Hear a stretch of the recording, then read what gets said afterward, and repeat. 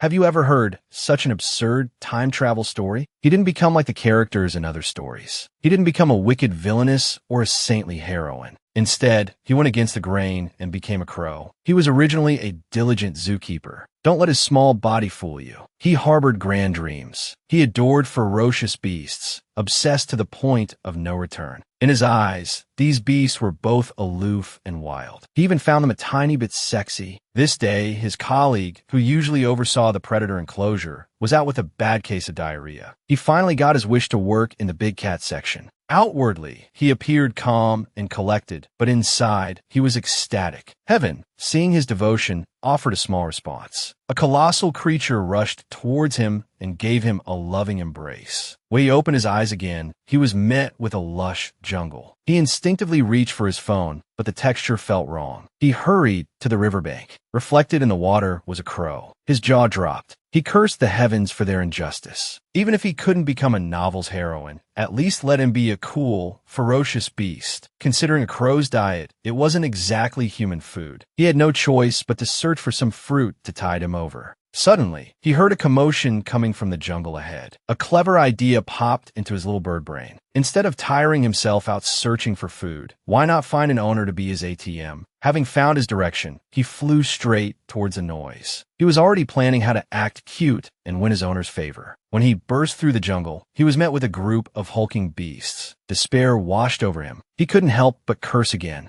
This, however, made him realize he was in a fantasy world. He just didn't know yet whether he'd landed in a novel or a game. He learned from these Calamus that they were searching for a human. He decided to find this human before they did. After a period of relentless flight, he finally spotted his target in a patch of jungle. The man had golden hair and a handsome face, but he seemed to be severely injured. What surprised him most was that the handsome man looked increasingly familiar. He felt like he'd seen him somewhere before. Who would understand? Just because he, as a human, had a fondness for ferocious beasts, the gods of fate had arranged for him to be reborn as a crow. Having arrived in this other world, just by glancing around the beastly crowd, he discovered the unique male protagonist, leaning against a tree on the verge of death. At this moment, the protagonist, Kamet, was leaning against a tree, exhausted. He had just been betrayed by his partner. Chased and beaten by a group of Calamus, he was left heavily wounded. As he drifted in and out of consciousness, he heard the cawing of a crow. In this world, crows were considered unlucky symbols of death, but he was surrounded by Calamus, so he didn't dare make any sudden moves to scare the crow away. Suddenly, the crow cawed loudly. Kamet, sensing danger, started to get up, ready to tear the crow apart. Before he could act, the crow took flight. This crow was our protagonist. He had caught on purpose to attract the Kalami's attention. He hadn't chosen to help the protagonist because of his looks. It was because the protagonist looked familiar. He just couldn't remember if he was from a novel or a game. To figure out where he was, he had to ensure the blonde protagonist survived. And so, he lured the Calamus to the edge of a cliff. When he returned to where the protagonist had been, he found him gone. Seeing the bloodstains on the ground, he realized how serious the injuries were. He decided to find some herbs to stop the bleeding. Though he didn't know how to identify medicinal plants, he could rely on his crow instincts. Kamet went to the stream. Firstly, to wash his wounds, and secondly, to mask his scent and avoid pursuit. He was puzzled by the crow's behavior just now, but also deeply grateful. The crow had led Kamet away, saving his life. A wry smile touched his lips. To be rescued by a bird symbolizing death, the irony wasn't lost on him. As Kamet pondered this, a flurry of leaves suddenly fell upon his head. Reaching up, he found they were concealing a poultice of herbs. He looked up and saw the crow beckoning to him. Kamet's heart leaped. This was no ordinary bird. Could it be the pet of some powerful figure? Or perhaps a bird person, or even the dragon race? He quickly dismissed these fantastical notions as improbable. Once he'd bandaged his wounds, the crow dropped a few fruits at his feet. Kamet spoke to it questioningly, and, as if understanding,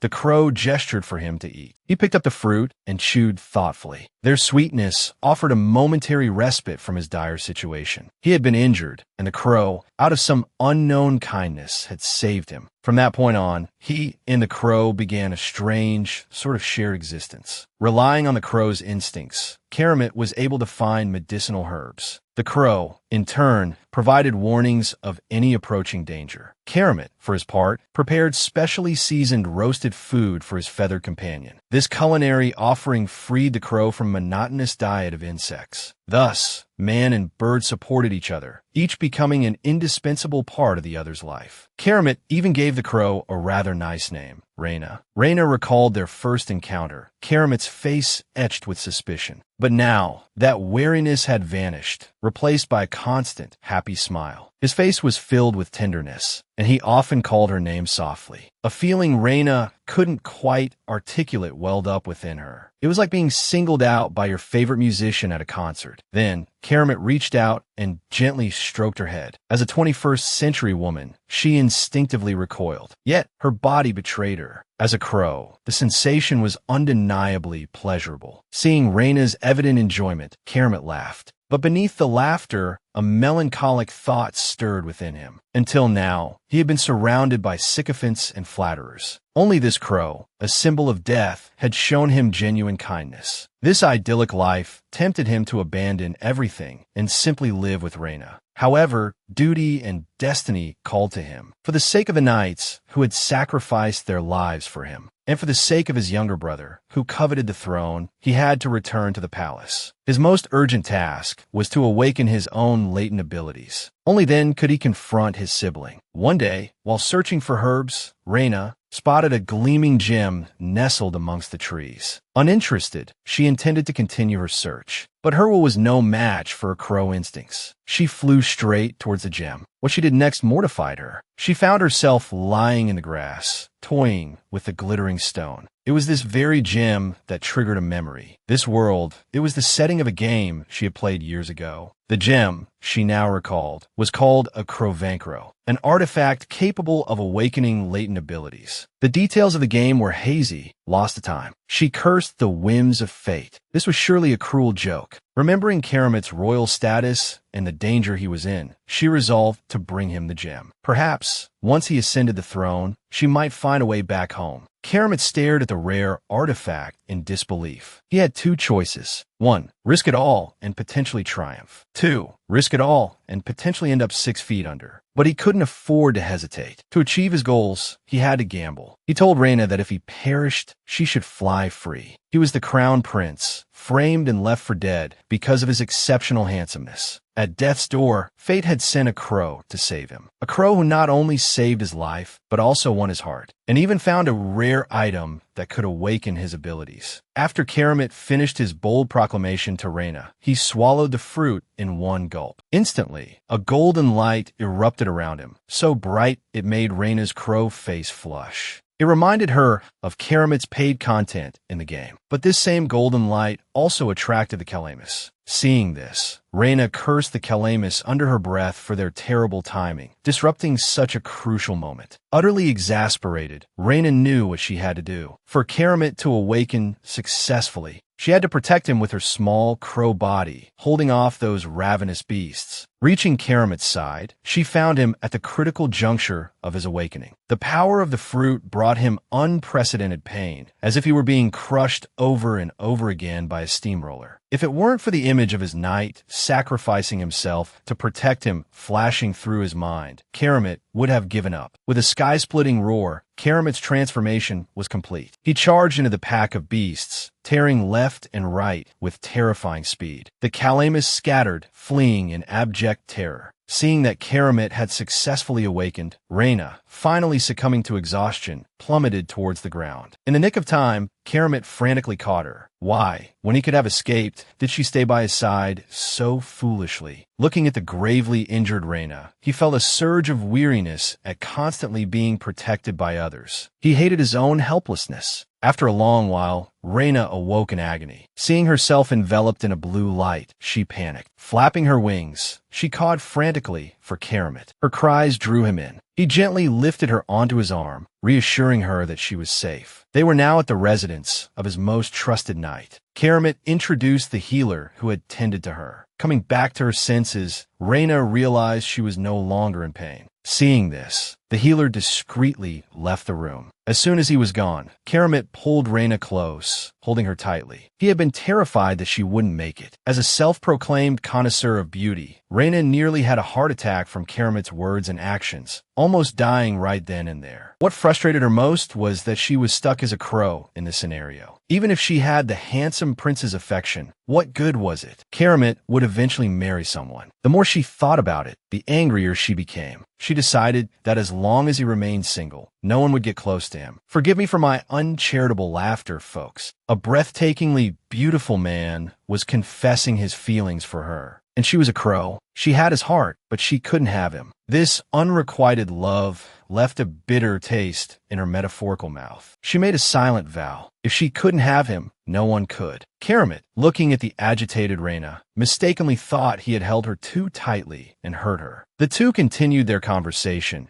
completely misunderstanding each other, one apologizing profusely, the other cawing in frustration. Even the most handsome face needs a sweet, soothing voice. Karamit recounted everything Reyna had done for him. Not only had she saved his life in a moment of peril, but she had also found the rare item that allowed him to awaken his powers. He felt indebted to her and swore that no matter what happened, she would always hold an irreplaceable place in his heart. Karamit's words were so tender that even the ranting Reyna couldn't help but feel a blush creep up her feathery cheeks. She gently perched on Karamit's shoulder, nuzzling her head against his cheek. Karamit, delighted, assumed she had forgiven him. However, he underestimated a crow's possessiveness, especially one inhabited by a young woman. If any admirers appeared, she would make sure they regretted it. No one would get near him. Just then, a handsome, masculine knight knocked and entered the room. Reyna recognized him. He was one of the characters she had romanced in the game, Gale Nox. He knelt before Karamit, blaming himself for failing to protect him. With that, he drew his sword, intending to take his own life. Sensing the impending disaster, Karamit swiftly intervened, cutting off Gale Nox with a masterful display of his newfound charisma and a persuasive argument. Karamit's magnanimity completely disarmed Gale Nox, leaving him humbled and prostrate. He picked up the discarded arrow, raised it above his head, and swore an oath of unwavering loyalty to Karamit, vowing to follow him even unto death. Karamit accepted the offered sword, resting it on Galanox's shoulder as a sign of his renewed allegiance. Observing this, Reyna felt a surge of gratitude towards Karamit for preventing the handsome knight's self-destruction. A nagging question tugged at Reyna's mind. Why hadn't Karamit told Gale Nox about his awakening? She quickly dismissed the thought, reasoning that Karamit likely had his own considerations. How to be a proper crown prince. First, one needs devastatingly good looks. Second, a silver tongue, capable of charming a crow into a state of utter euphoria and persuading even his own men into devoted submission.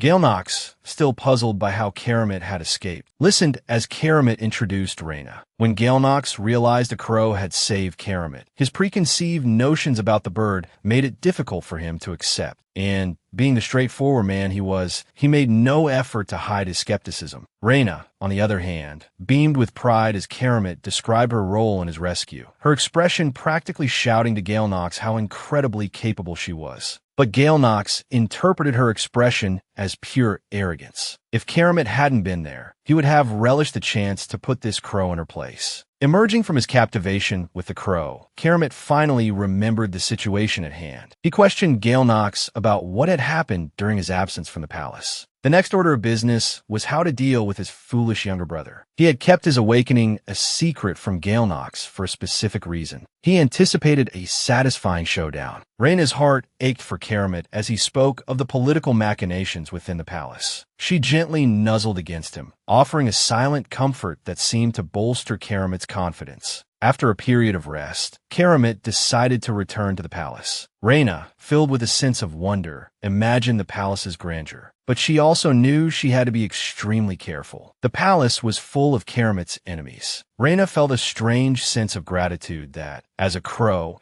she wouldn't be seen as a weakness for Karamit. Karamit approached and gently picked her up. Reyna's heart fluttered with anticipation for the journey ahead. To her utter shock, the next moment she found herself imprisoned in a cage. She was completely bewildered. Although Keramet apologized, Reyna was too outraged to listen. She rattled the bars of the cage, squawking furiously at Keramet, calling him all sorts of names for daring to lock her up. Clearly, Keramet couldn't understand her avian ranting. The bumpy carriage ride soon left Reyna completely disoriented, feeling like she had the worst hangover imaginable. Later, under the cloak of night, Keramet released her. He looked at Reyna with concern, apologizing profusely. He hadn't considered that a crow might be susceptible to motion sickness. Reyna, having recovered slightly, promptly treated Keramet to a vigorous pecking massage with her beak. This, however, did little to quell her anger, and she continued to berate him. One moment she was furious. The next she was basking in the soothing caress of Keramet's hand. It was almost laughable. Having been a zookeeper, she knew intimately how much animals hated small cages. Yet here she was, transformed into a crow, caged by the very man she had saved. Upon being released, she had intended to give him a piece of her mind, but in the next instant, she found herself melting under his affectionate touch. Seeing Reyna's temper subside, Keramet finally explained his reasoning. He had caged her not out of cruelty, but because he couldn't bear to leave her behind when he returned to the palace. He no longer cared about Reyna's true identity, whether she was someone's beloved pet, a bird person, or even a dragon. He only wanted Reyna to remain by his side forever. Having poured out his heart, Keramet gently kissed Reyna. The deep kiss sent Reyna's little bird brain reeling. When she finally came to, she clutched her face, utterly mortified. Her first kiss, stolen so easily. Before she could compose herself, Keramet began to speak seriously of his worries. Upon returning to the palace, he would face enemies among his father's court. He didn't know who to trust, who to suspect. In this precarious situation, the only one he could trust was Reyna in her raven form. Listening, Reyna understood the loneliness Keramet felt as the crown prince. She perched on Keramet's shoulder. Though as a raven she couldn't do much for him, she would always stay by his side. After many days of travel, the prince and the raven finally arrived at the palace. Seeing the opulent splendor of Keramet's room, Reyna, like a frog emerging from a well, gazed around in wonder. The glittering decorations, in particular, ignited her raven instincts, making her practically drool. Keramet had matters to attend to, so he entrusted Reyna to the care of a servant. Before leaving, he threatened the servant to treat Reyna well, warning that if even a single feather was missing, he would be fed to the ducks. But when the servant saw Reyna in the cage, his preconceived notions about ravens filled him with a certain apprehension. Hoping to appease Reyna, he presented her with a large plate of grubs. The sight of the wriggling insects nearly sent Reyna into a tailspin. She flapped wildly in the cage, finally unable to contain her terror, letting out a shriek that echoed through the palace. The scream reached Keramet's ears. He assumed he was so worried about Reyna that he was experiencing auditory hallucinations. He dismissed it, thinking he would return to her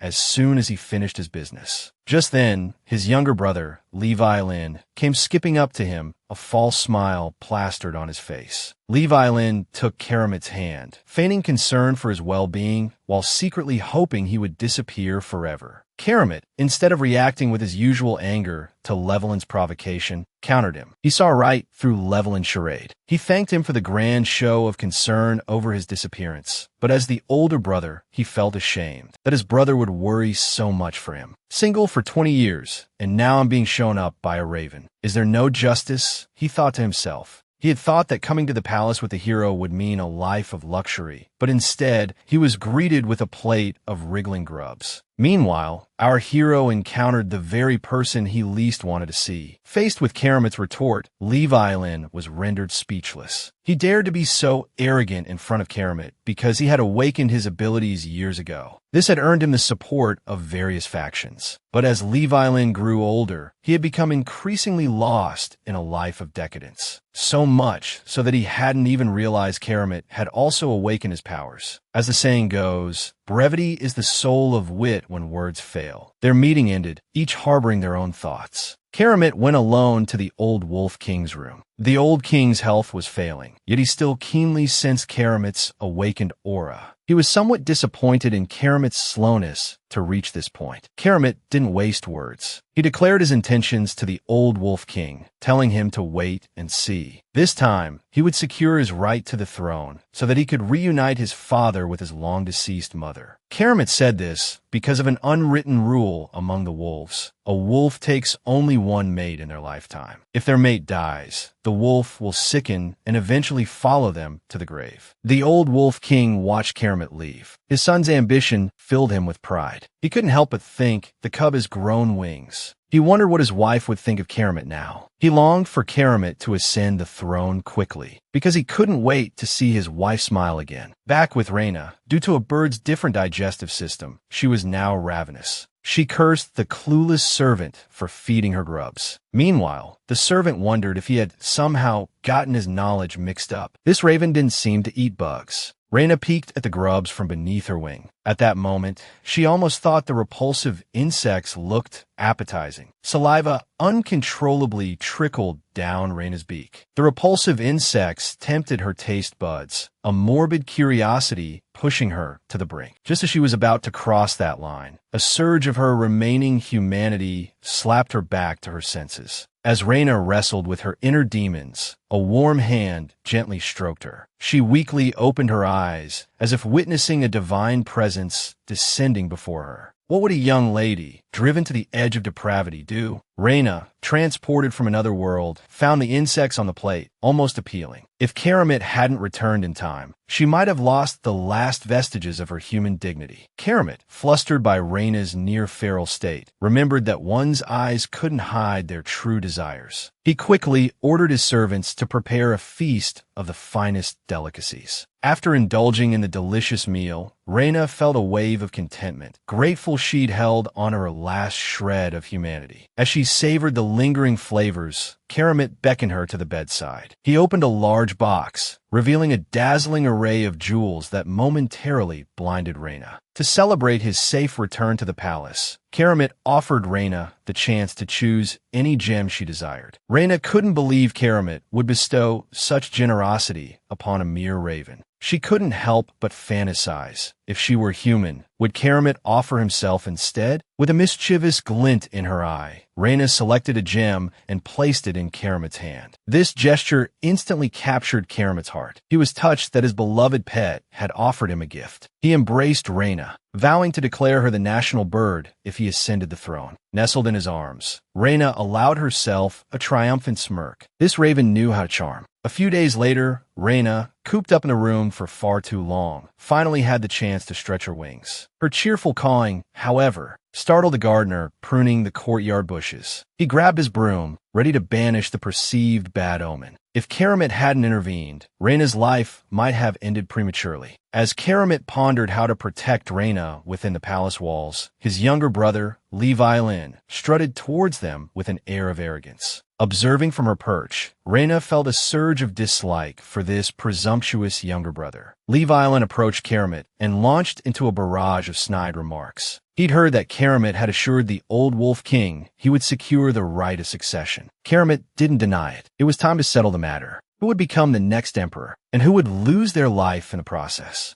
Levi Lin scoffed at these words, finding them utterly ludicrous. He mocked Karamit for his audacity, considering he hadn't even awakened. Karamit calmly retorted, pointing out that Levi Lin, despite having awakened years ago, had yet to seize power. He advised Levi Lin to give up, suggesting he was too young to handle the throne. The verbal sparring entertained Reyna immensely. Was this the famed struggle for the throne? Unable to contain his fury any longer, Levi Lin initiated his transformation. He was ready to eliminate this nuisance by force. What's it like having a scheming little brother? Not only does he try to frame the protagonist while he's away, but he also dares to attack him in broad daylight. A major confrontation was imminent. A great battle was about to begin.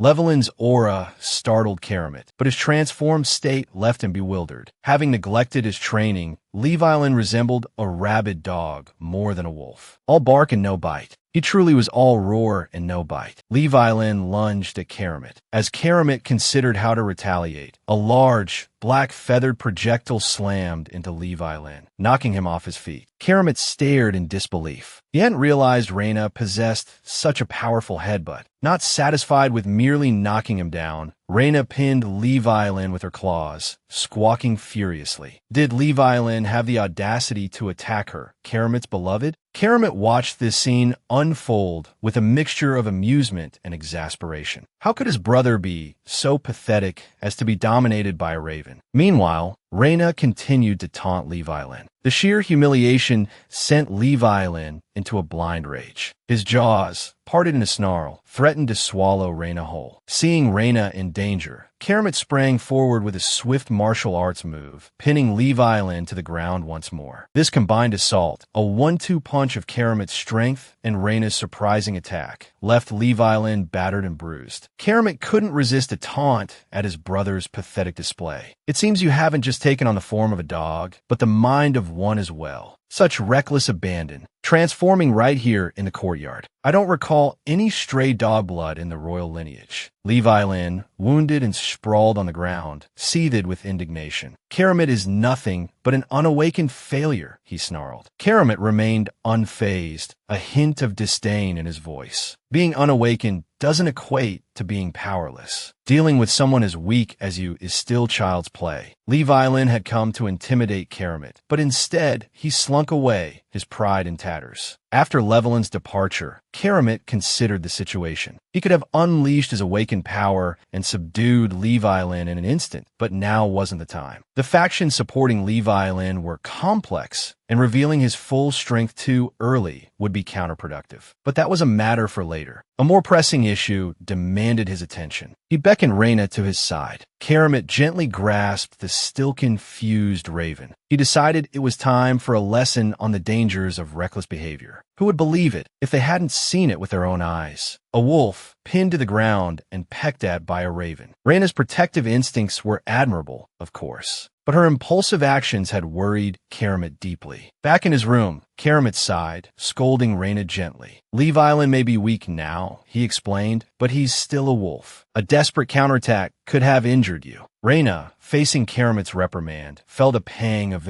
wronged, but unable to speak. She could only nuzzle against Karamat and chirp softly. Such an adorable display softened Karamat's heart, but he continued his gentle lecture. Reyna needed to understand the importance of caution. He'd been concerned about Reyna's impulsiveness ever since she'd flown at Karamat's attacker without hesitation. What if something had happened to her? Reyna understood his concerns. She dared to intervene because of her past life's knowledge of wolf behavior, combined with her innate raven instincts. Dealing with a pathetic wolf like Levi Lin had been surprisingly easy. She understood Karamat's worry. It was like when her own dog had snapped at her in her previous life, she'd been furious. Knowing she'd been reckless, Reyna nuzzled Karamat's hand and chirped reassuringly, promising not to worry him again. Karamat sat beside Reyna. He was capable of protecting himself now, and he didn't want Reyna to risk her safety for him. Meanwhile, Levi Lin, back in his own room, raged, smashing furniture in a fit of impotent fury. He couldn't bear the humiliation of being attacked by a mere raven. If he ever ascended the throne, he would exterminate every raven in the kingdom. Then, Levelin's cunning intellect reasserted itself. He realized Karamat's unusual attachment to the raven. Perhaps, he thought, he could use this raven to his advantage. Levi Lin approached a mirror. Mirror, mirror, who will be the next emperor? The mirror rippled, and the image of an old man appeared within its depths. In a raspy voice, the old man proclaimed, Levi Lin.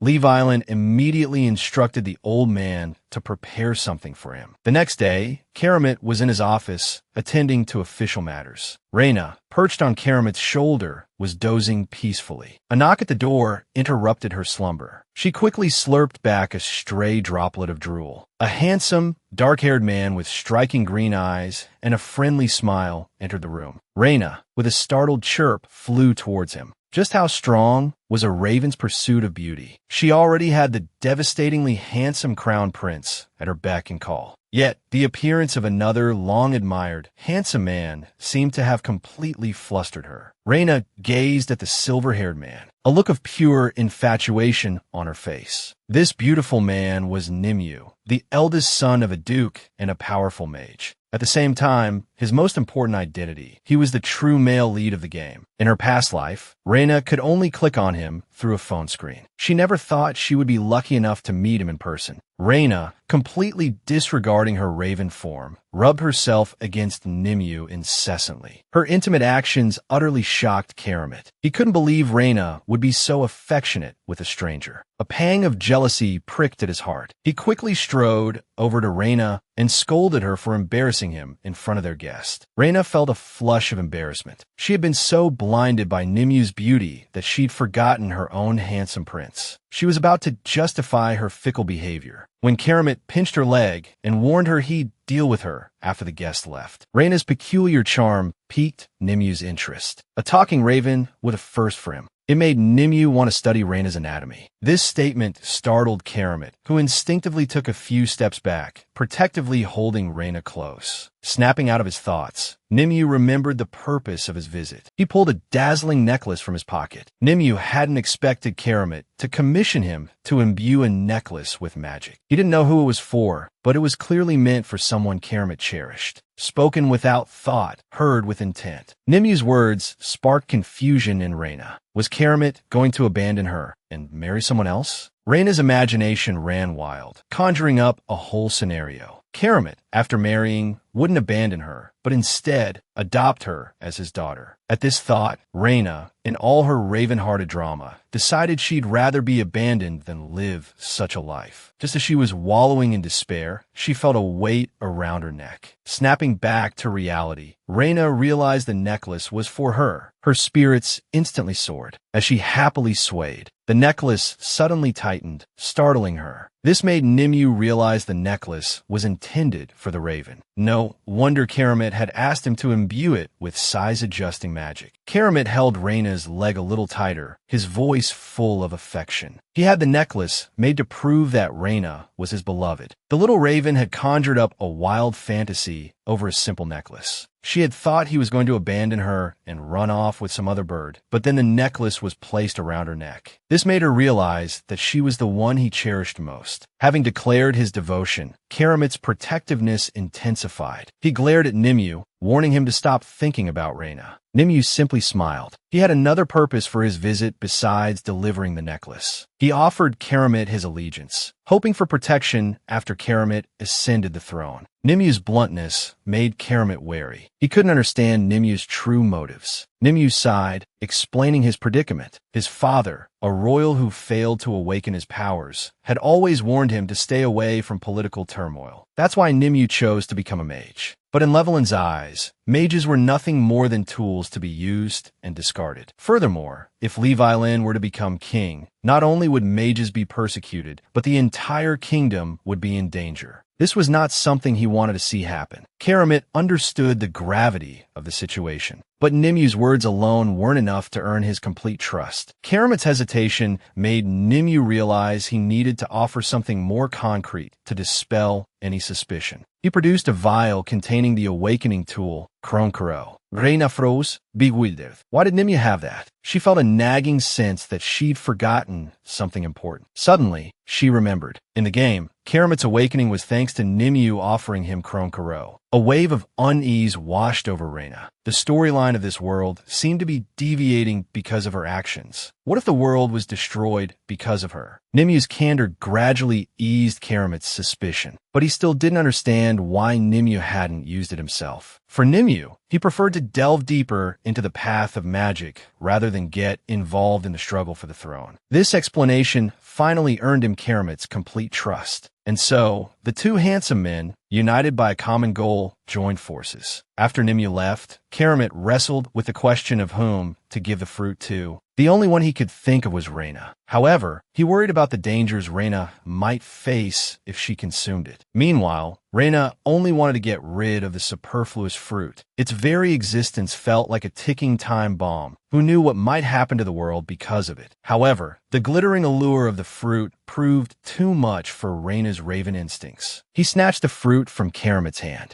Karamit panicked, urging Reyna not to swallow it, explaining its potential dangers. But his words were lost on the raven, whose mind was now completely fixated on the fruit. In a single gulp, Reyna swallowed the gem. By sheer dumb luck, he had obtained a rare fruit. This caused the protagonist to awaken prematurely, creating a deviation in the timeline. To deal with the extra fruit, he swallowed it whole. Karamit frantically pried open Reyna's beak, hoping he could somehow spit it out. He had experienced the agonizing pain of awakening firsthand. He worried Reyna's small body wouldn't be able to withstand it. He couldn't bear the thought of watching Reyna suffer. If anything happened to Reyna, he would lose his reason for living. They stared at each other, one frantic, the other inscrutable. A few moments passed. Reyna seemed to regain his senses and let out a small burp towards Karamit, leaving him utterly bewildered. He couldn't understand why Reyna showed no reaction. Relieved that nothing seemed amiss, he hoped Reyna wouldn't eat anything so carelessly again. Reyna, confused, couldn't remember what had just happened. From Karamit's reaction, however, he guessed he must have eaten the fruit. He quickly checked himself over, finding nothing wrong. He felt a pang of disappointment. He had hoped to become some sort of raven man,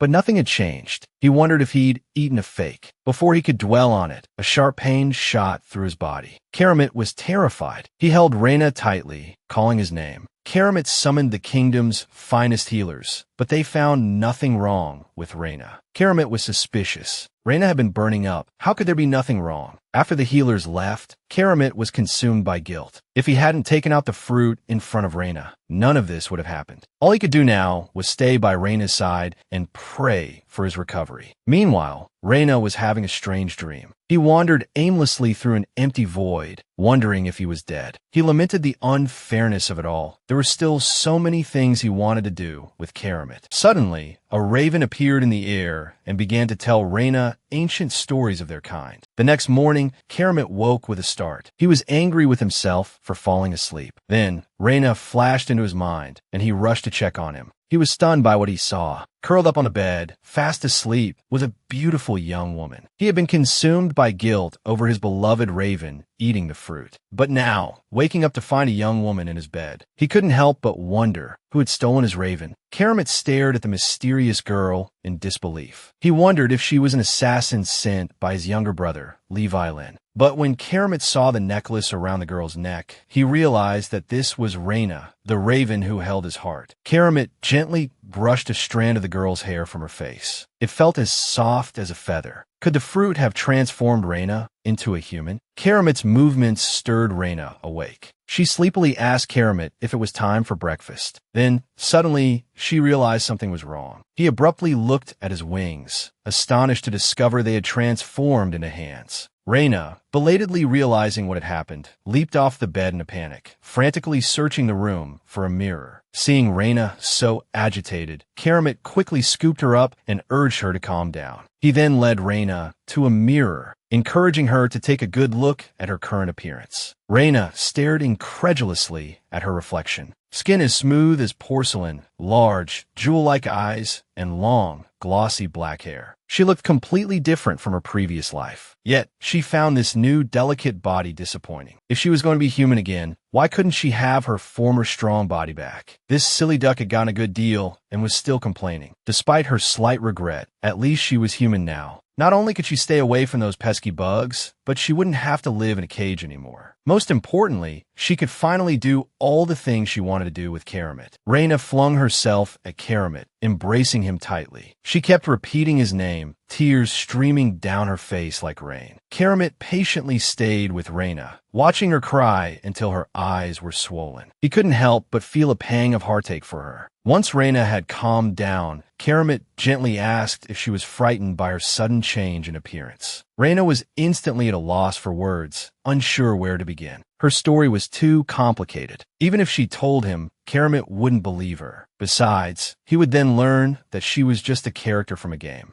She couldn't bear to see Karamit devastated by the truth. So, Reyna fabricated an excuse, claiming she was afraid because she had almost died from eating a strange fruit. Karamit slowly drew closer to Reyna, his voice filled with tenderness. This had been the longest night of his life. He wished he could take her pain upon himself. Perhaps the heavens had heard his prayers, not only allowing Reyna to wake up, but also to be here with him, face to face. He gently pulled Reyna into his arms. If she were to leave him now, he would be utterly alone. He truly didn't know how he would go on. All because this little duck had been too greedy and eaten that fruit. She had woken up to find herself transformed into a human, yet her frail body was a great disappointment. She longed for the strength of her former body. Reyna blushed crimson at the unexpected embrace. Looking at the refined and elegant Karamit before her, her heart could barely contain itself. Reyna couldn't understand how he managed to maintain such a captivating aura at all times. It was almost as if he was trying to tempt her into doing something scandalous. Karamit, noticing Reyna's discomfort, assumed his embrace was awkward and quickly adjusted his hold. This shift only intensified the pressure on Reyna, who inwardly cursed the man for still treating her like a raven. Mortified, Reyna wished she could turn back into a raven and disappear into the floorboards. Incredibly, that's exactly what happened. The sudden transformation left her mind completely blank. When she came to her senses, panic flooded her. Was shapeshifting some kind of pay-to-win feature? Did she need to spend a fortune on microtransactions to maintain her human form? Seeing her distress, Karamit held her close and told her to calm down. He explained that shapeshifting required practice and that she would master it with time. He then offered to demonstrate the technique, instructing her to watch carefully. With a flash of golden light, Karamit transformed into a wolf. The magnificent creature made Reyna's heart flutter. It was a feast for the eyes of any beast lover. Karamit slowly approached Reyna and nuzzled her beak. The gesture startled Reyna. Unfazed, Karamit, having taken this small liberty, shifted back to his human form. He explained to Reyna that she simply had to do the same. It was very easy. Reyna was speechless. She flapped her wings, indicating she hadn't understood a thing. Karamit fell into deep thought. Had he not explained it well enough? Was that why Reyna couldn't grasp the technique? After pondering for a moment, he added that she simply needed to focus and visualize her desired form. Reyna stared intently at Karamit, highly skeptical of his explanation. Who knew that in the next second, she would suddenly transform into a human? Reyna could hardly believe it. It was truly that simple. She had succeeded. The next day, the two went to the dining hall together. For Reyna, who hadn't tasted delicious food in a long time, it was a divine gift. Watching Reyna devour the meal before her, a happy smile spread across Karamit's face. But one thing puzzled him. He couldn't help but ask Reyna how she could use cutlery so skillfully. This startled Reyna. She had completely forgotten about that in her enjoyment of the food. She hastily offered a flurry of confused explanations. Once Reyna had eaten her fill, Karamit, wanting to keep her human form hidden from others, asked her to transform back into a raven. Reyna listened and once again became the adorable little bird. After transforming back, Reyna felt a thrill of excitement. She had finally mastered the art of shape-shifting. Although there were many inconveniences in raven form, she could do things that were impossible as a human. As long as she made perfect use of both forms, she was sure to achieve great things in the future. This endearing little raven, having accidentally transformed into a human after eating the magical fruit, finally mastered the skill of shape-shifting under Karamit's careful guidance. This unique ability filled her with hope for the future. Under Reyna's death stare, the servants clearing the tables hurriedly finished their work and fled the dining hall. Once they were gone, Karamit spoke,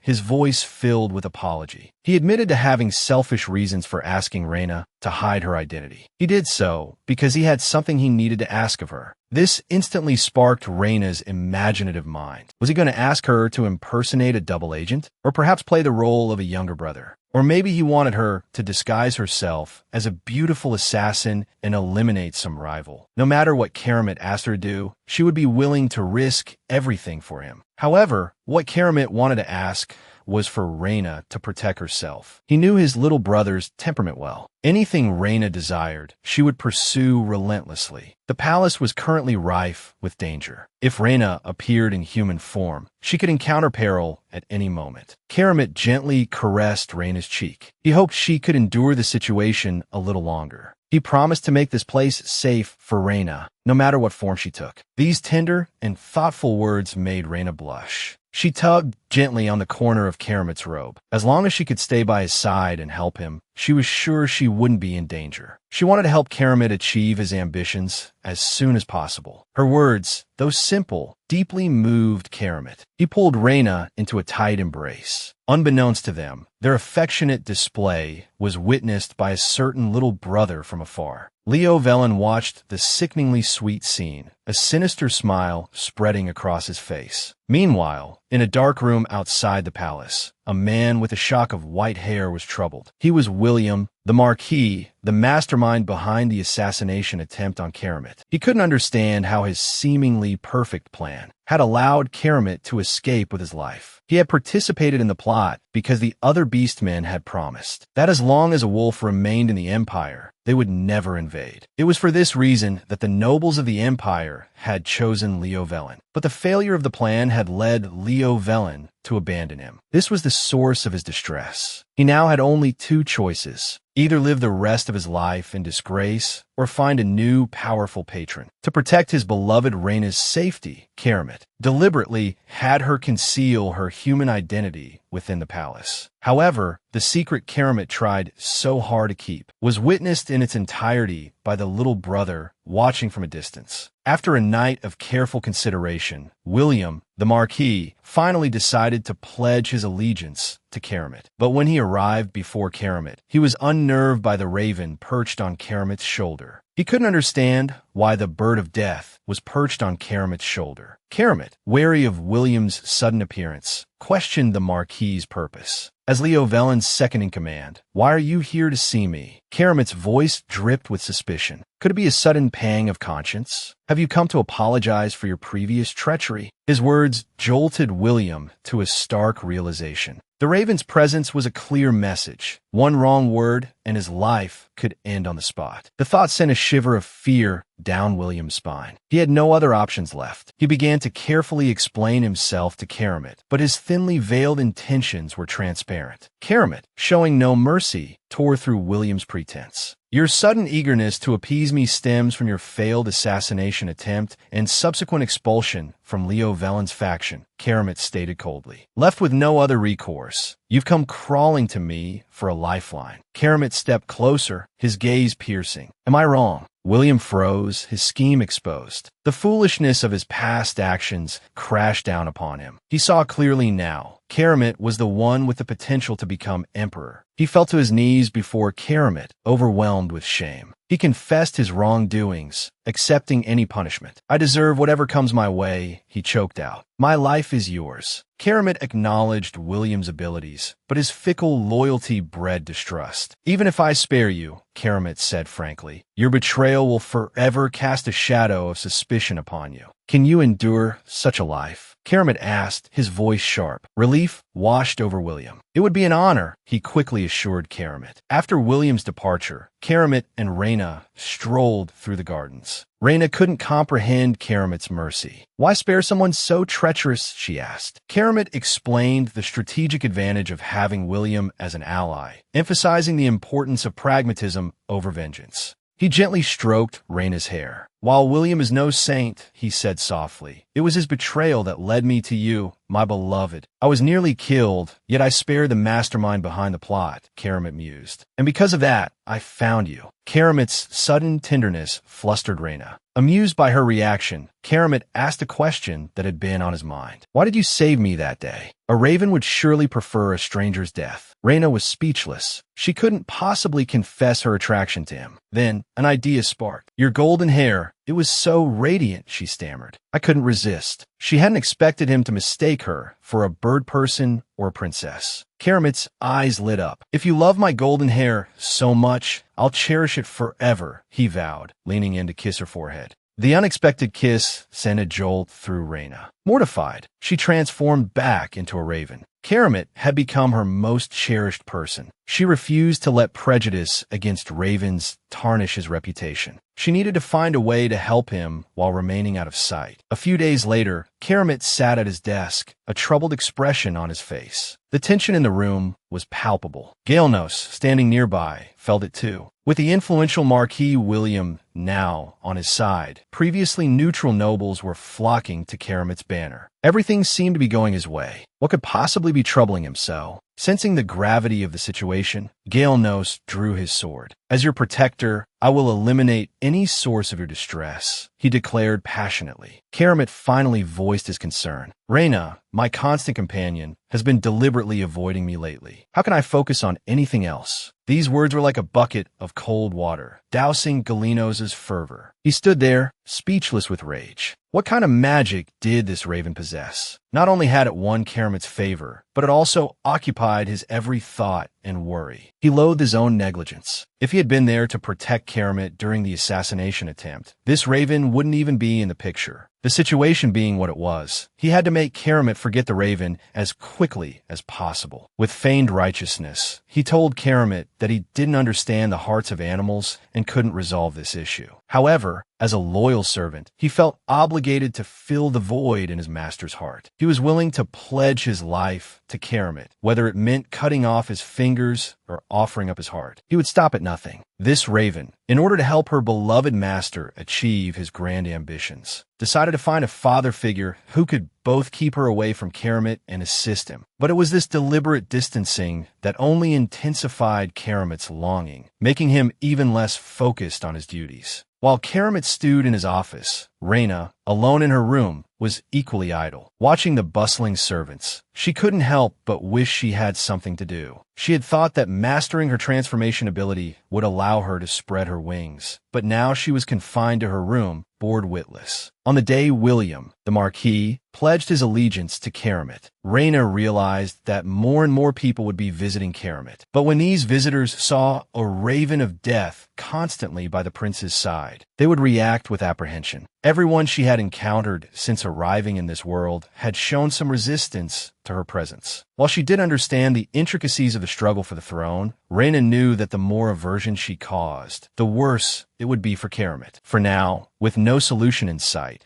she had to maintain a certain distance from Karamet. But Reyna didn't want this. Eating and sleeping all day would only make her plump. As Reyna gazed at the luxurious decorations in the room, practically drooling, she suddenly thought, since I'm doing nothing anyway, why not make a new friend? Her gaze settled on a sweet young servant girl. Reyna, clutching a blue-tinged white rose in her beak, flew towards the servant girl. Her sudden appearance startled the girl, who burst into tears, begging the Raven of Death to spare her. The next moment, Reyna placed the rose in her hand. The servant girl stared at the rose in disbelief. Could she really accept such a precious gift? As she hesitated, Karamet entered the room. He told the servant girl she could keep the rose. It was a gift she deserved. As she walked away, her opinion of Reyna had shifted considerably. She thought of the haughty demeanor of Leo Velen's servants, which filled her with a sudden surge of revulsion. Back to Reyna, her days of keeping her distance had led Karamet to mistakenly believe it was because of the young servant girl. This gave Reyna the unsettling feeling of having been caught cheating. She quickly explained her true intentions. She didn't want her raven form to scare away Karamet's visitors. After all, Karamet himself had been wary of her when they first met. These words stung Karamet. However, understanding that Reyna was acting in his best interest, Karamet felt a surge of affection. He knelt before her, gently taking her claw in his hand, and declared with heartfelt sincerity that if anyone turned away from him because of Reyna, then their company wasn't worth having. In this treacherous palace, only where Reyna was did he feel truly safe. So he pleaded with Reyna to stop avoiding him. Whether she desired glittering jewels or a feast of delicacies, he would fulfill every request. All he wanted was to know what Reyna needed. Faced with Karamet's outpouring of emotion, Reyna was momentarily speechless. None of what he offered was what she truly desired. Before she could speak, her raven instincts took over, and she blurted out that she wanted a raven mate. Karamet was dumbfounded. What kind of cosmic joke was this? Was she asking him to facilitate his own cuckolding? Who could understand such a thing? This raven, right in front of him, was asking him to find her a male raven.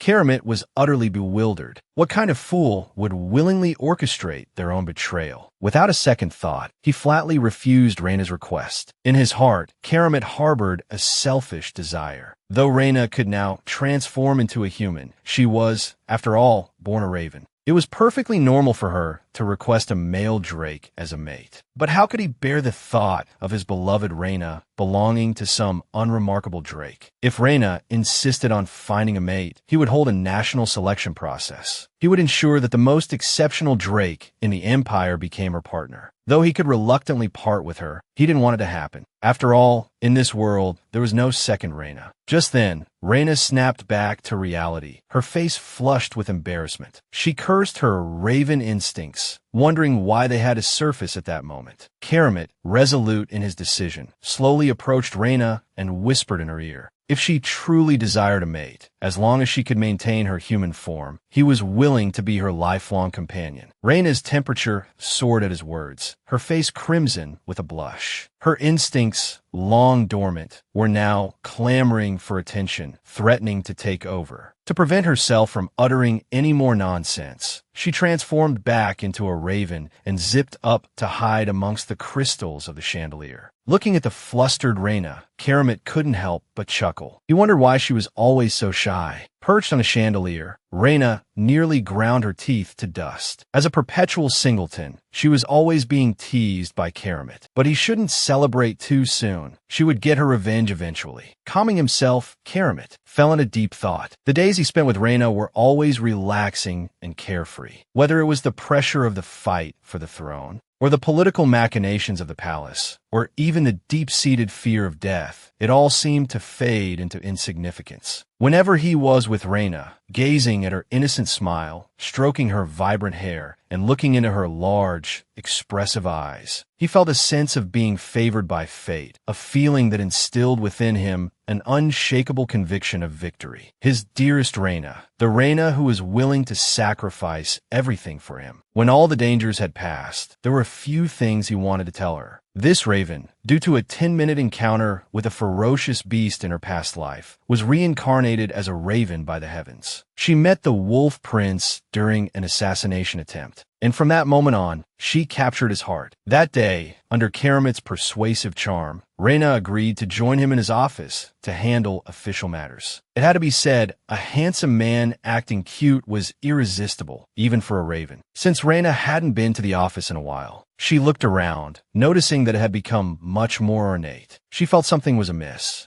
Decorating a prince's private chambers so lavishly was understandable, but filling an office with ornaments seemed extravagant and wasteful. Besides, Keramet had been working overtime every day recently, leaving him little time to appreciate such decorations. Her feminine intuition told her something wasn't right. She decided to transform back into her human form and confirm her suspicions with Keramet. Thanks to Reyna's observation, Keramet also realized something was off. He hadn't ordered these decorations. Immediately, Keramet called Galenose from outside and instructed him to fetch Namer from the Duke's residence. Upon receiving the summons, Namer arrived quickly. After a thorough inspection, he indeed discovered something amiss. Hidden within the ornaments were image memory crystals. These devices functioned like surveillance equipment. Someone had deliberately placed them there to monitor Keramet. Crucially, the memory crystals had been shielded with magic, which explained why even a high-ranking knight like Galenose hadn't detected them. Moreover, the mage responsible possessed far greater skill than Namer. Keramet immediately guessed who was behind it. Such underhanded tactics were characteristic of his younger brother. This meant that a powerful mage was now involved in the struggle for the throne. Namer continued to search the office. To Reyna's astonishment, he discovered 4 more crystals in addition to the first. Keramet, despite being an imperial prince, found himself in danger due to the struggle for the throne. Caught in the very center of this maelstrom, a chilling fear began to grip his heart. Fortunately, these memory crystals, due to Keramet's recent overtime work, hadn't been replaced and were long past their expiration date. Namer suggested they immediately dispose of this treacherous dust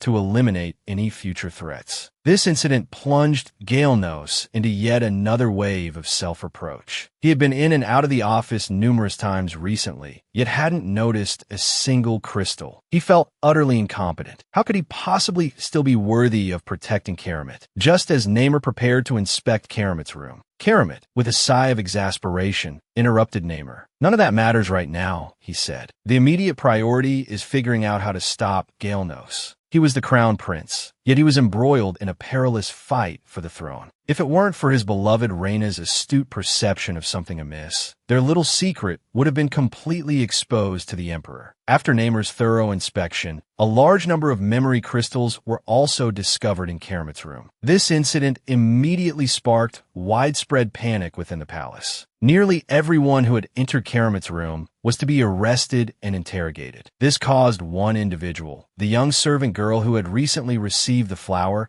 to become extremely anxious. Her younger brother was gravely ill, and she had been coerced by William to assist in his scheme. With all suspects detained, the steward reported the current situation to Keramit. Knowing his younger brother's ruthless methods, Keramit understood that William would surely silence anyone who confessed. He immediately instructed the steward to ensure the utmost safety of those imprisoned. After the steward departed, Keramit gestured, summoning a shadowy figure. Unable to fully trust even the steward, he tasked the shadow with monitoring the steward's every move. These recent events had left Keramit utterly overwhelmed. Although the matter of the memory crystals was temporarily resolved, he still hadn't identified which high-ranking mage was colluding with William. However, it did shed light on why Marquis William had fallen out of favor. One thing puzzled him. William hadn't used the high-ranking mage to assassinate him. Could he be showing deference to the current, ailing emperor? But he couldn't afford to be complacent. After all, no one could truly fathom the mind of a fanatic. Fortunately, news of his awakening seemed to have eluded William. Otherwise, William would undoubtedly have taken action. His most immediate concern was Rhaena. She had spent the most time in the room, even transforming several times. And from the moment she entered, she had remained perched atop the wardrobe, refusing to come down. He suspected this incident had deeply affected her. Keramit tried to reassure Rhaena that it was safe now, and he had reinforced the security around the room. But Rhaena ignored his words, even turning her head away from him. Keramit had no idea that the raven before him wasn't truly Rhaena. Deep within, Rhaena's consciousness was trapped by the raven's instincts. She struggled to break free and regain control of her body. Furious, she cried out to the raven, "Running away won't solve anything. Let me out. Keramit needs me now." But the raven refused. "It's too dangerous out there," it insisted. And you need to understand, in Keramit's countless futures, the deathbird Rhaena never existed. It warned Rhaena not to trust anyone. Late that night, Keramit sat alone on the sofa, consumed by worry. He had prepared Rhaena's favorite delicacies, but she still refused to descend from the wardrobe. Then, Keramit suddenly remembered that animals, when feeling threatened, often avoid eating in front of others. He rose to leave the room, wanting to give Rhaena some space. "If there's any danger," he told her, "cry out." Keramit had barely left the room when Rhaena fluttered her wings, preparing to enjoy the food. In the next instant, an old man appeared, swiftly binding Rhaena. With a flash of light, he vanished, leaving behind only Rhaena's necklace. Sensing danger, the raven had chosen to withdraw and isolate itself from Keramit, only to be abducted by a cloaked figure during its solitude. Rhaena gradually regained consciousness, the pain throbbing through her. In a haze, she thought she saw William berating someone. At this moment, an elderly voice desperately defended himself. He claimed he'd only knocked the raven unconscious because it struggled so fiercely. He then inquired of William whether he should summon a healer. William casually waved him off. He stated that such a fuss was unnecessary. This unconscious state, in fact, suited his purposes better. If Rhaena recovered, she would undoubtedly try to escape. Rhaena, listening in, was genuinely curious. Were villains these days so brazen? Why were they so eager to reveal their despicable nature? Their behavior was truly appalling. After dismissing the old man, William grabbed one of Rhaena's wings. A cruel smile spread across his face. It was time, he thought, for a deeper exchange with his new pet. He gazed at Rhaena, struggling in his grasp. While he longed to avenge the earlier humiliation, he offered a deal. If Rhaena would maintain her human form, he would forgive her transgression and grant her unimaginable riches and luxury. This was a death bird, he declared, an opportunity for fortune that came only once in a lifetime. Rhaena was utterly speechless, her eyes nearly rolling back in her head. So this little whelp was coveting her beauty, she realized. With that, she lashed out, striking William across the face with her wing. William flew into a rage and roughly tossed Rhaena into a cage. He roared, ranting about Keramit being a useless fool, incapable of protecting her. From now on, he declared, Reyna belonged to him, William. Inside the cage, Reyna, terrified by William's outburst, huddled fearfully. Trembling, she nevertheless gleaned a vital piece of information. William was unaware that Karamat had awakened his powers. For now, survival was paramount. William warned Reyna that even if she screamed her lungs out, no one would come to her rescue. The room, he claimed, was fortified with powerful magic. No one could enter without his permission. Meanwhile, outside the door, Karamat, Gaelnos, and Namer frantically pounded on it. The moment Reyna disappeared, Karamat knew his younger brother was behind it. But despite their best efforts, they couldn't breach the door. Karamat, burning with anxiety, realized that force wouldn't work. He needed another way in. He thought of the servants imprisoned in the dungeons and decided to try his luck there. Karamat raced to the dungeons without pause. The young servant girl, seeing him appear so suddenly, tensed, fearing he had discovered something and come to punish her. However, Karamat hadn't come for retribution. Instead, he appealed to her compassion and sense of justice, moving her with his plea. Remembering her ailing brother, she decided to take a gamble. Meanwhile, William continued his attempts to persuade Reyna to submit to him and embrace a life of luxury. Reyna understood the gravity of her situation. If she agreed to William's demands, she would live, at least long enough for Karamat to rescue her. But the thought of William's lecherous face filled her with disgust. She longed to deliver another well-aimed kick. Ignoring William's entreaties, she spat at him. Enraged, William lifted the cage, ready to throw Reyna against the bars. At that critical moment, William's door exploded inward. Karamat, along with Gaelnos and Namer, burst into the room. His foolish little brother, Karamat thought, had taken his joke too far. Because of her breathtaking beauty, this raven had not only captured the heart of the male lead, but had also been kidnapped by her possessive younger brother. The raven refused to yield to her brother's coercion.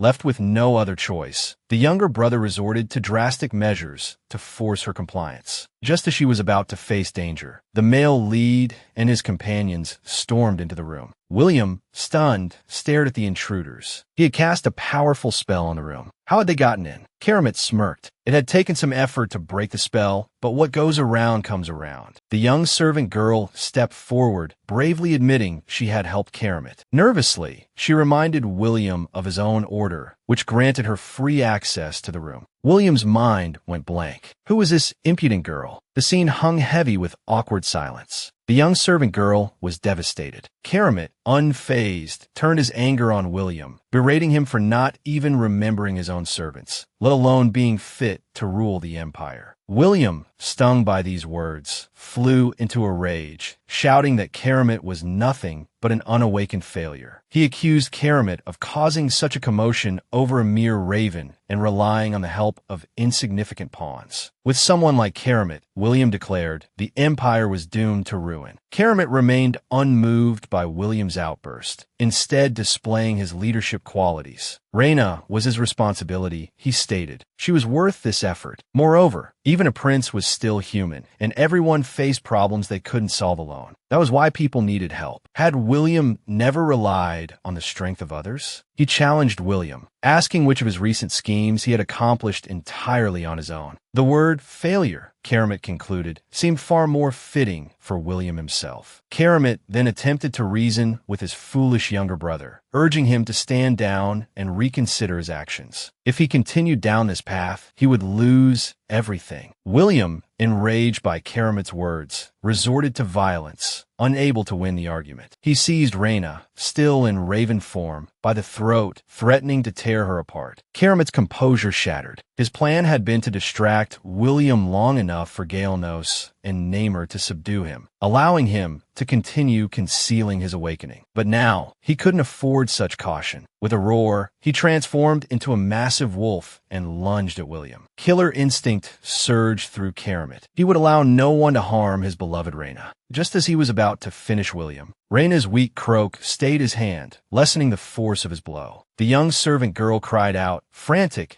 that Reyna needed immediate healing and any delay could be fatal. Forced to restrain himself, Karamat settled for teaching his younger brother a lesson. He quickly returned to Reyna's side, shifting back to his human form. Gazing at her severe injuries, his heart ached. He gently asked if she would allow him to take her for treatment. With the last of her strength, Reyna placed her claw in Karamat's hand. Fighting back tears, Karamat scooped her up, grateful for her consent. Fury burned within him that his beloved Reyna had been put in such danger. He was willing to expose his hidden secret to end this threat. If it weren't for Reyna's grave injuries, William might not have survived the encounter. Back in his room, under the care of a healer, Reyna's condition stabilized, but she remained unconscious, renewing Karamat's anxiety. The healer explained that the trauma might be causing Reyna to resist waking. While they could heal her physical wounds, her emotional wounds needed time to mend. Karamat's fists clenched. He made a dangerous decision. He would challenge William to a death match. There was a royal tradition, the Boscut, overseen by the Old Wolf King, in which princes with a claim to the throne fought to the death in their wolf forms. Serious injury was commonplace in these duels. Death was a very real possibility. But there was one advantage. Neither side's supporters could interfere. The victor would inherit the throne unconditionally. Karamat strode alone into the palace gardens. He transformed into a giant golden wolf and let out a deafening howl. The entire palace shook. Everyone within staggered, knocked off their feet by the force of the roar. This was the Boscut challenge. A moment later, a silver wolf appeared before Karamat. With a flash of light, the silver wolf shifted back to his human form. It was the Old Wolf King who had been bedridden. He had come to confirm Karamat's resolve. Karamat said nothing. His unwavering gaze was answer enough. However, William was currently severely injured from some incident. The duel would have to wait until he recovered. The Old Wolf King raised his hand and declared that from this day forward, until a victor emerged, by order of the king, no interference with this decision will be tolerated. Disobedience will be met with death. No exceptions. Returning to his room, Karamat observed the young servant girl attending to Reyna, a wave of gratitude washing over him. The young servant girl seemed unfazed by the gravity of the situation, but she was deeply grateful to Karamat. He had not only taken her in, despite the stigma attached to her, but had also provided a wet nurse to heal her younger brother. For this, she would dedicate herself even more to Reyna's care. Her only wish now was for Reyna to awaken quickly. Deep within Reyna's consciousness, she slowly opened her eyes, seeing herself still trapped within this strange place. A surge of anger coursed through her. She furiously demanded that the annoying raven, Yaya, release her immediately. Her beloved Karamat must be worried sick. But Yaya repeated the same tired excuses, urging Reyna to remain patiently within the depths of her mind, claiming the outside world was too dangerous. This infuriated Reyna. Hadn't her own recklessness led to this perilous situation? Yaya, sensing Reyna's irritation, quickly changed the subject. She warned Reyna that all animals instinctively recoil from those who resemble individuals who have harmed them. She feared Reyna might develop a fear of Karamat. Reyna considered this. There was certainly some truth to the notion, but she suspected Yaya was exaggerating. How could her Karamat possibly be compared to William? She grabbed Yaya. Even if she did develop a fear, she would find a way to overcome it. Running away wouldn't solve anything. Reyna continued, her voice sharp. I've suffered enough because of you. Isn't it time you listened to me for once? Yaya, realizing she couldn't win this argument, finally agreed to release Reyna. But she reminded Reyna that they were one and the same. Her thoughts were also a part of Reyna's instincts. The moment Reyna regained control of her body, she cried out and lunged towards the man she had longed for. Having endured so much, Reyna, in her adorable raven form, finally awoke from the depths of her consciousness. The instant she transformed back into her human form, she threw herself into Karamat's arms. Karamat was startled by Reyna's sudden awakening. Before he could react, he was knocked to the ground. Reyna clung to him tightly, repeatedly apologizing for causing him so much worry. Burying her face in his chest, she expressed her profound gratitude for his unwavering efforts to save her life. Relief flooded Karamat's heart. A joyful smile spread across his face as he gently stroked Reyna's hair. He told her it was he who should be thanking her for not leaving him. However, Reyna's human form shocked the young servant girl. She could hardly believe that the raven, Yaya, had transformed into a human. In her astonishment, she knocked over the water basin, leaving a mess on the floor. Mortified, she began to clean up the spilled water. She berated herself for creating such a mess when she should have kept the room spotless. Karamit and Reyna, however, were unconcerned and urged her not to worry about it. But the servant girl's guilt remained. If only she hadn't obeyed William's orders, Reyna wouldn't have suffered so much. Tears welled up in her eyes. If she couldn't even perform her simple duties properly, how could she have the audacity to stay here? Reyna crouched down in front of the weeping girl and softly comforted her. She explained that as a raven, she hadn't understood the complexities of the royal power struggle, but she admired the servant girl's bravery. She compared her to a small rabbit defying a hungry wolf. Even if she hadn't helped William, someone else would have. Besides, if she hadn't opened William's door, the raven Yaya, now Reyna, wouldn't be standing before her. Reyna urged the servant girl to let go of her guilt, expressing her sincere gratitude for everything she had done. The young girl's eyes overflowed with tears at Reyna's kind words. Karamit seized the opportunity and suggested that the servant girl become Reyna's personal attendant. Since she already knew so much, it would be the safest course of action, especially given the potential threat from William. Reyna excitedly embraced the young servant girl, eagerly asking for her name. Overwhelmed by their kindness, the servant girl choked back tears and revealed her name, Namer. Then, with heartfelt conviction, Namer swore she would never forget their compassion. Even under torture, she would never betray them. Reyna finally managed to soothe the young servant girl, Namer. Unlike the other servants who longed to finish their work early, Namer was the first Reyna had encountered who actively sought more hours. A mischievous grin spread across Karamit's face. It seemed Reyna knew quite a bit about the palace's inner workings. He'd have to tell the treasurer to dock the other servants' pay. Seeing Reyna's incredulous stare, Karamit quickly explained he was joking. He then filled Reyna in on recent events. When she learned that Karamit was going to fight a death match with William, she was overcome with panic. The current course of events had drastically deviated from what she'd anticipated. She was deeply worried about Karamit's safety. Seeing her distress, Karamit comforted her, saying that this didn't have much to do with her. He and William were destined to clash eventually. This just moved the timeline forward. He urged her not to worry so much. As he spoke, Karamit reached out to touch Reyna, but she instinctively flinched away. This left him perplexed. He asked if she was still recovering. Reyna said she was fine, but deep down, she realized this was the instinctive aversion Yaya, the raven, had warned her about. She was truly and unconsciously resisting Karamit. What was she going to do? Suddenly, a golden light flashed, and Karamit transformed into a giant wolf. Brushing against Karamit's fur brought Reyna a sense of calm. The next moment, Karamit shifted back to his human form, and Reyna instinctively recoiled. Just as Karamit suspected, Reyna didn't resist him in his wolf form. Fortunately, William had used his injuries as an excuse to postpone the duel. This gave him time to help Reyna recover slowly. He hoped Reyna would lean on him more. He told her not to keep everything bottled up inside. His words unleashed a torrent of pent-up emotions, and Reyna threw herself into Karamit's arms, sobbing uncontrollably. While they shared this tender moment, a chilling air hung over Galen's quarters. The fact that his beloved Yaya had been in danger, forcing him to reveal his awakening, had shocked his most loyal knights. It also stirred a complex mix of emotions within him. Galen was training, pouring his energy into the practice arena. He recalled Karamit's awakening. Even Namer knew about it. Yet he, Galen, had been kept in the dark like a fool. The thought infuriated him, and his movements grew more forceful, knocking down his sparring partners one after another. Galen understood that Karamit, scarred by past betrayals, had chosen to trust no one. But he, Galen, had sworn his life to Karamit. Did that mean he, Galen, wasn't worthy of trust? He had aspired to be a knight since childhood, and guarding Karamit was his life's honor. His mentor had often advised him to pledge allegiance to William, but he had always refused with unwavering resolve. When Karamit had disappeared, everyone believed him dead. Only he, Galen, had gone searching for him. When he finally found Karamit, he discovered him changed, a raven constantly by his side. The more Galen thought about it, the more frustrated he became. He decided to confront Karamit directly. But the moment Galen opened the door, he was met with a jarring sight. A man and a raven were nestled together comfortably in the room. He frowned at the raven peeking out from Keramit's embrace. Keramit, seeing his expression, shifted back to his human form. He knew Galen was upset. Galen didn't hold back, voicing his discontent. Keramit had risked exposing his awakening for this raven, a secret even he, Galen, hadn't known. Was this bird of death truly worth it? Keramit sighed. He was deeply grateful for Galen's unwavering loyalty, but he was also sorry that Galen had learned of his awakening this way. He had intended to tell him about Reyna once everything was settled. Now, it seemed, he had to explain sooner. Keramit then instructed Reyna to reveal her human form to Galen. He then explained everything to Galen and asked him to protect Reyna for the next 10 days. This greatly puzzled Galen. Keramit, who had always kept his distance from women, was now asking him to protect one. This must mean Keramit trusted him completely. In an instant, the resentment in Galen's heart vanished without a trace. He silently resolved to protect their future.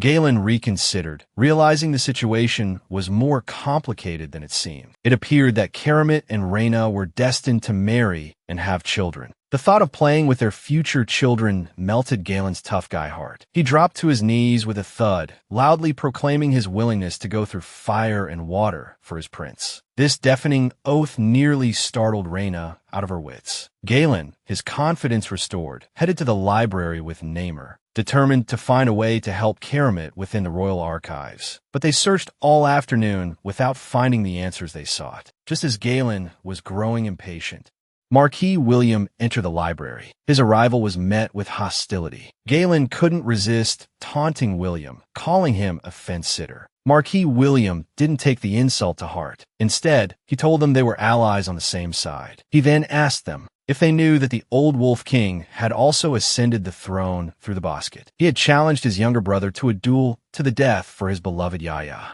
This worried the group immensely. They had searched through countless books to help Keramit, but found nothing useful. Then Marquis William appeared, sharing a royal secret. He vividly remembered the old Wolf King's duel. The fight lasted for days. Both sides fought with all their might, and the scene was incredibly bloody. The reason there was no record of it in the books was likely because the royal family didn't want their infighting to become a public joke. Galen was utterly bewildered by this story. He couldn't understand William's intentions. Was he trying to persuade them to give up? William quickly clarified that he wasn't there to dissuade them. He, too, hoped Keramit would win easily. He didn't want to see such a brilliant talent weakened by a duel. William knew Levelin would resort to dirty tricks. But the old Wolf King had given the order, and William couldn't directly intervene to help Keramit. So, he could only offer a small suggestion. Since they couldn't find answers in the royal archives, why not look at the nobles' records? Perhaps they'd find an unexpected surprise there. With that, Marquis William turned and left the library. Namer and Galen were suddenly enlightened and threw themselves back into their research. The next morning, Galen burst excitedly into Keramit's room, requesting a sparring match with him. He had read that the old Wolf King's victory was due to his daily sparring practice. Keramit, abruptly awakened, was sleepy and grumpy. He wasn't receptive to anyone's help at the moment. Galen, brimming with confidence, reassured Keramit. The old Wolf King had also sparred during the basket. Since there was precedent, there wouldn't be any issues for them either. Furthermore, to prevent Levelin from cheating, Namer had gone to keep an eye on Levelin's mage. Keramit was deeply touched. They had been so thoughtful, but he didn't want to see them get hurt because of this. Just as Keramit was about to refuse, Reyna spoke up, urging him to participate in the sparring. She warned Keramit not to underestimate his opponent. She had seen too many powerful beasts lose their lives through carelessness. As she spoke, Reyna leaned against Keramit, her body trembling involuntarily. She wanted Keramit to do everything he could to survive. She truly didn't want to lose the one she loved most. Moved by Reyna's tenderness, Keramit agreed and instructed Galen to begin the sparring session. On the training grounds, the two fought back and forth, neither yielding an inch. Watching from afar, Reyna couldn't help but sigh. A man focused on his purpose was truly breathtaking. If only she could help Keramit too. His little bird brain had actually found a loophole. He wasn't nobility, nor was he human. If he employed a bit of trickery, it shouldn't violate the rules, right? He quickly dismissed the thought. What if he acted on his own and encountered danger? While Reyna was deep in thought, a squabble erupted behind him. Two tiny fledglings were brawling over food. Seeing this, Reyna rushed to intervene. To his surprise, the two little birds turned out to be quite the shrewd negotiators and directed their ire at him. Reyna was bewildered but impressed. Meanwhile, Llewellyn was lying in bed, fuming. He cursed Karamat for his underhanded tactics, keeping his awakening a secret. An elderly man beside him tried to soothe Llewellyn's anger, telling him not to get so worked up. He had his own methods. In a blink, the old man transformed into a vibrant, youthful figure. A plume of black smoke slowly enveloped Llewellyn. To help his beloved, he struck a deal with the two shrewd birds he'd encountered. Food in exchange for information about Karamat. This, however, led Karamat, unaware of the situation, to wildly misinterpret things. He thought Llewellyn was making secret pacts with outside birds. Rewinding to earlier that morning, Reyna was trembling, intimidated by the two fledglings' sharp tongues. Timidly, he asked for their help. This made one of the fledglings suspicious. They weren't the same kind. How could they communicate so easily? He immediately asked Reyna if he had eaten a glowing fruit. Reyna was stunned. How did they know? Despite their small size, these two were incredibly worldly. They warned Reyna not to underestimate them. They'd been in the palace for years and had seen it all. This sparked a thought in Reyna's mind. Were there other ravens in the palace who had consumed the fruit? The fledglings confirmed his suspicion. Reyna began to scheme. If he could meet this senior raven, could he learn from them? Could they help him fulfill his dream of becoming a raven knight? He asked the fledglings for an introduction, but was flatly refused. They told him to stop inquiring about this important figure. Important people didn't like being gossiped about. Reyna's enthusiasm was instantly doused. He realized it wouldn't be that simple. If it weren't for the fledglings' timely reminder, he would have forgotten his main objective. Meanwhile, Karamat, currently in a duel, had lost his focus. This was the first time he'd seen Reyna chat with other birds for so long. Galen, ever perceptive, offered to eliminate the rival, distracting the prince if Karamat so wished. If Karamat hadn't stopped him, the misunderstanding could have escalated dramatically. Reyna, perched in a tree, suddenly felt a chill and hurriedly made his request to the fledglings. He wanted them to spy on Llewellyn. The fledglings considered for a moment and agreed. They, too, despised the arrogant third prince. But then they added a condition. Their services weren't free. Reyna would have to compensate them for information. Reyna rushed back to his room, hoping Namer, the little servant girl, could prepare some food. Karamat, following close behind, overheard and was alarmed, his voice laced with suspicion. After Reyna explained, Karamat understood it was all for him. This filled him with guilt. His own weakness was causing Reyna such worry. Karamat had always carried a deep sense of unease. So many had sacrificed their lives for him along the way. Would Reyna have been happier without him? Seeing his distress, Reyna quickly took Karamat's hand. He was only trying to help, not because he lacked trust. He couldn't bear to watch his beloved risk his life while he stood idly by. He was with Karamat because he was happy. These words restored Karamat's confidence. No matter what happened, Reyna always soothed his troubled heart. Namer, meanwhile, was struggling to find a mage who could help Llewellyn. His only lead was that the mage was high-ranking. Finding this individual among the countless mages in the realm was like searching for a needle in a haystack. Just as Namer was furrowing his brow in worry, the Little Bean detectives unexpectedly stumbled upon a new clue. Karamat, the Empire's first prince, was constantly plagued by anxieties stemming from his perceived weakness. It wasn't until he met his destined mate, Reyna, that his troubled heart found solace. The Bean detectives, after a night of diligent surveillance, were now enjoying the fruits of their labor. In the distance, three dogs watched their every move with keen interest. Reyna's approach truly impressed Galen. The little handmaiden swelled with pride for her master. Galen, caught up in a moment, began to lecture the young handmaiden on the proper way to devote one's youth to their lord. Seeing this, Karamat quickly intervened, putting a stop to this contagious behavior. He pulled the handmaiden away from Galen, urging her to make a hasty retreat. With the Bean detectives gone, Karamat inquired about Reyna's findings. Reyna enthusiastically launched into an explanation for the three of them. However, his words were nothing but a flurry of caws and squawks. The three listeners were utterly dumbfounded. Karamat urged Reyna to calm down, gather his thoughts, and try explaining again. Reyna responded with another torrent of caws. Karamat was at a complete loss. Karamat pleaded with Reyna to translate. Reyna then realized he had been speaking in bird speak. This, however, presented a new dilemma. He consulted with Reyna, his inner raven, for translation. After this internal dialogue, Reyna coughed, attempting to dispel the awkwardness. He explained that a man met regularly with Levelin. However, due to Bird's inability to distinguish human faces, he could only offer a vague description. The man's face was covered in hair, and he radiated a